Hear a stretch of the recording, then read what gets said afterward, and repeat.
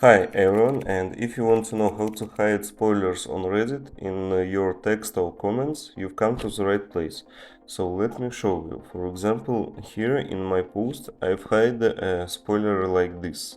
So, how to do it? All you need to do is just click on add a comment, write any text you want, and the text you want to mark as spoiler, you need to make these symbols.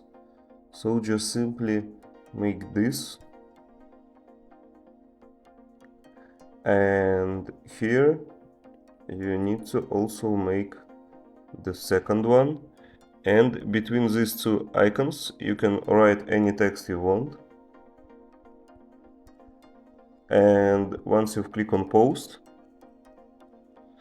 this text will marked as a spoiler, and to see it you need to click on this, and as you can see you can read your spoiler. So that's all. Thank you for watching, leave a like and subscribe.